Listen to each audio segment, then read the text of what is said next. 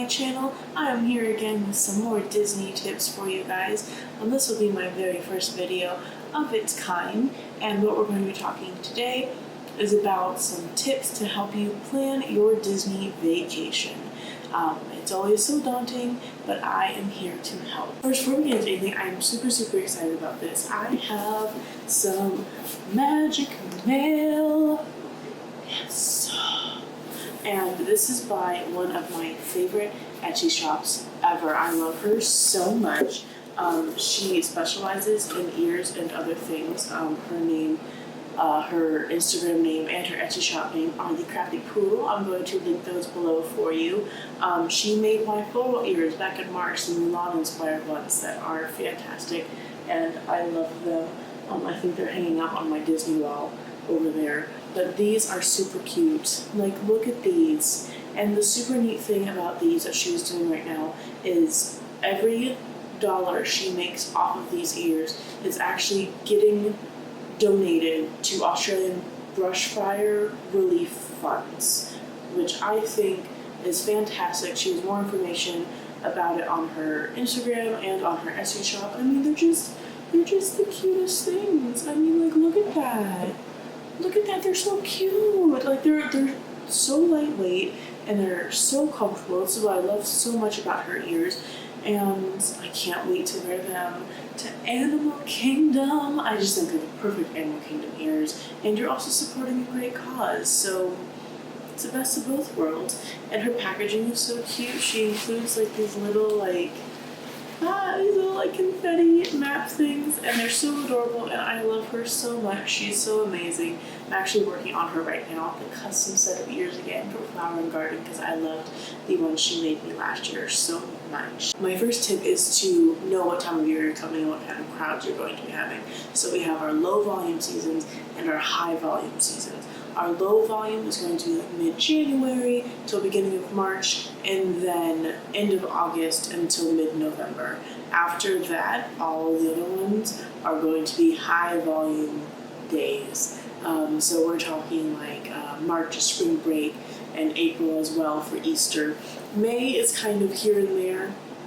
It depends on where a lot of schools are getting out, down here or in other parts of the world. June, July, and August, it's going to be busy. It's going to be busy, it's going to be hot. That is just, I tend to avoid the parks for the most part over the summer because I hate the crowds and I hate the heat.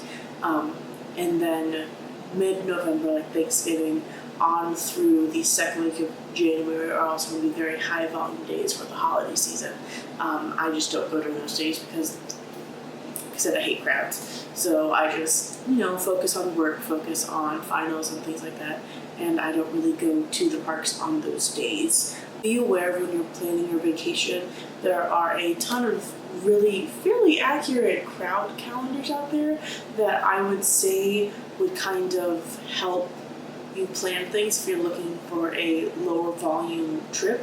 The other thing to keep in mind is Disney Marathon weekend, cheer competitions, those kinds of things, because those are some weekends where things will be a little bit higher in terms of crowds and people you will be dealing with. And moving on to tip number two.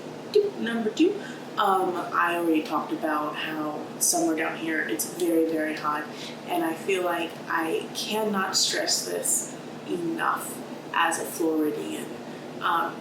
Please make sure you keep up with your water intake, because that dehydration can hit you real fast.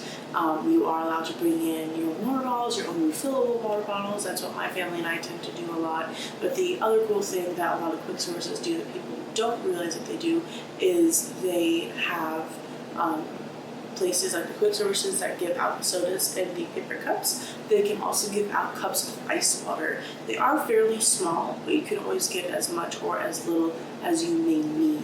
And I highly recommend doing that to help keep up with your water intake, so you're also not spending $3.50 on a water bottle every time you need water.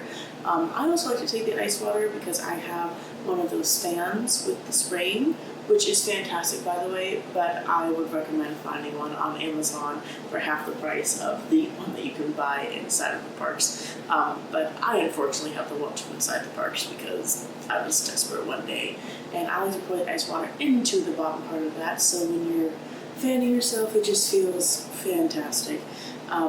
That I think, after knowing what crowd you're going to be dealing with, is the most important tip I can give you, because passing out from dehydration is not fun. It's not very magical, and I just want to make sure that people know to do that. And that's just drink your water. Drink your water. Please drink your water. The next tip I get asked a lot, like inside of Disney groups, which are also great to help you plan. Some of them can be a little bit toxic, in all honesty, but there are a lot of people who are there to genuinely help people plan their Disney vacations and help them to create a ton of magic. The thing I see a lot is Memory Maker and PhotoPass worth it. Yes, it's worth it. If you have the ability to buy it, please do, because it is so nice to just know that you're walking down Main Street, and if you want to grab a picture, you don't have to whip out your phone. It doesn't have to be a selfie. Your entire family can be in this photo, and the PhotoPass photographer will help take care of you and your family, and maybe even give you a couple of magic shots. They're my favorite things ever. And you can find actual cast member PhotoPass photographers throughout all the parks in different locations. Some of them will have some unique ones that they don't normally do, like my favorite one to find that I stumble across every now and then is actually in front of the Little Mermaid ride, in front of her little castle, and it's one of my favorite places to take pictures because I love that castle. Little Mermaid is one of my favorite movies, but I have a lot of favorite movies, so it's fine. Anyways, moving on from that, with the PhotoPass, you also get ride photos, which are worth their weight in gold sometimes. I cannot tell you how many funny photos my family has gotten from the PhotoPass ride photos. I feel like I post quite a lot of them on Instagram, which is probably true. I do like to post them because we are a funny little bunch. But the nice thing is you still have the PhotoPass and the Memory Maker to use. I believe it's either 30 or 60 days up until after your vacation. Not online, it's actually a year. You have a year after your vacation to download everything, and it's free downloads, but you can also like purchase things online for like mugs, things like that. It's super cool. It comes with a Memory Maker, but it is worth it. Please, please, please, please, please. If you're considering it, get it. It will be well worth it. I also like it because I don't have to be on my phone consistently worrying about getting photos for myself and my family. I know I vlog a lot, but I do enjoy having those days where I set down all of my electronics and I just enjoy the day with my family and enjoy making memories, because some of those memories are going to last a lifetime, which I think is so very important because that's what Disney is about. After that, another thing I always get asked all the time is the dining plan worth it? I personally believe that it is a case-by-case basis for this answer. If your family doesn't really eat a whole lot of food, then it's genuinely a waste of money. I mean, my family was struggling to use snack credits at the end of ours, and we have the deluxe dining, but the nice thing that we have with the deluxe dining is we were able to take part in a whole bunch of dining experiences that we normally wouldn't pay for out of pocket, like Amherst in Norway with the princesses, Teppan Edo in Japan. We ate at 2 big restaurants in the same day at the same time as Flower and Garden, so that wasn't really good planning on our part. But hey, we had some good leftovers from Teppan Edo, which was fantastic. Highly recommend if you're ever looking for a good hibachi place while you're on vacation. But it definitely is a case-by-case basis. I think my family would most definitely look into getting the dining plan again because it fit our family and the things that we were looking for, since we are local, to kind of make it a special occasion. The neat thing about the snack credits is if you are going during a festival at Epcot, is a lot of the snack credits can be used towards food items at the festivals. So it's a good way to get rid of your snacks.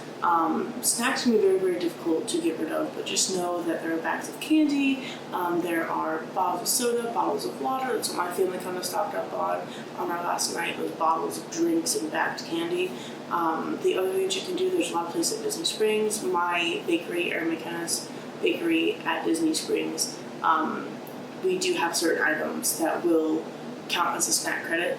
So if you have dietary restrictions, like you need to be gluten-free, vegan, soy-free, almost nut-free except for coconut, and that is a place to check out to use your snack credits at, because we are here for you, and we do have some items, and we'd be more than happy to help you. Shameless promotion for my place of employment. I love working there, it's fine. Another thing I get asked all the time is, how do I handle having a full face of makeup while at Disney all day? It's super easy, and you will actually be able to find that video in a couple of days here on my channel. I plan on making this, talking about tips and other things Disney, a more common thing, and just sitting here and helping you guys as much as I can. And that's just my plan, to be able to be here to share some magical moments and to help you create your own magical moments. What else is there? Oh yes, a part of the dining plan that even my family forgot. It does not include tips. Please make sure that you still have the money. We use cash for the most part to tip. Because your waiters, your wait staff, they are fantastic, and even though they're on dining plan, still deserve a tip, because 9 times out of 10, they're having a bad day, and they're trying to make sure that your vacation is as magical from the moment you walk into the restaurant, from the moment you leave. So please, if you are at a table service, please remember to tip your wait staff on the dining plan or not on the dining plan. Please, I feel like I cannot stress it enough, having so many friends who are wait staff, to tip your wait staff. Please. They so deserve it. Another tip I have for planning your stay here is the type of resort you're looking into. There are 3 different levels to Disney resorts. There is value, which is All-Star, Pop Century, Art of Animation, those kinds of places. There is moderate, which is going to be like Port Orleans, Old Key West, those kinds of places where they're kind of a step up from value, but they're not necessarily deluxe. But deluxe is going to be like Boardwalk, Polynesian, Contemporary, Grand Floridian, all these places that offer wonderful amenities for your family. My tip is, if you were just looking for a place to sleep, I love All-Star Sports. Genuinely, I will forever stay there. I've stayed there multiple times already in the past couple of years. If you're just looking for a place to sleep and just a pool to swim at and nothing huge or fancy, then it's worth it. And it can help provide you more money for other places as well. I have stayed at other moderate resorts and deluxe resorts. It is super neat if you plan on spending some time at your resort, like enjoying the bars and enjoying like a nicer pool and some, like for I've stayed at Polynesian, it was nice to see the fireworks, like as you're standing outside of the main building and you're staying there and you're on the monorail track and things like that. If you think that that is worth it, then by all means go for it. I also love the Boardwalk as well, and it's a place that I would stay again, because it's right there between Epcot and Hollywood Studios. You can actually walk to both parks. But it also is just a really, really cute area, and it's quiet. It's tucked away from everywhere else. If you're ever there and you're over the age of 21, I would highly look into going to Jelly Rolls. I love Jelly Rolls. Do it at Piano Bar. It is fantastic. So that's just another tip, is if you're looking for a place to sleep mainly, you're not going to be spending a lot of time at the resort, I would definitely just go with the value. And like I said, I love the All-Stars. I think they're fantastic. I have never had a single complaint with staying at the All-Stars or any of the other value resorts. I love them so much, and I would forever promote them, I think. And I would just forever promote them, honestly. Because if you feel like you're not really going to be at your resort, then save that money. Save it for the dining plan or the memory maker, or save it for more souvenir money, or even super cool events that you could do, which I will also be talking about in a separate video as well.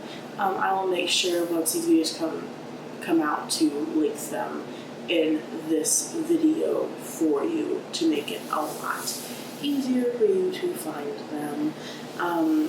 I think the next tip I have is, for the most part, Disney transportation, the buses, the monorails, the Skyliner, they're fairly easy. With the monorails and the Skyliner now, it's a lot easier to get from one place to another. However, I personally will never take a Disney bus from a resort to a park. I will always use my own car. I know not everyone comes to Disney with their own car, but if you're just kind of enjoying your day and not rushing, the buses would be okay for you. But if you have like an early morning breakfast situation at one of the parks, I would highly recommend using your own car or even using an Uber or a Lyft to get from your resort to those early breakfast ones, because sometimes the buses can run late and it can be very, very frustrating. So to save you from that frustration, I would recommend either one of those options. I would say when you're leaving the parks to get back to your resort, for the most part, it's pretty good to use if you don't have a car, because at that point you're not really like rushing to get back per se, unless you have cranky children, then just get an Uber. I'm the oldest of 4. I know cranky children all too well. Just spend the $9. It'll be the best $9 you'll ever spend. I'm trying to think if there's anything else I can talk about in this video. What else can I talk about?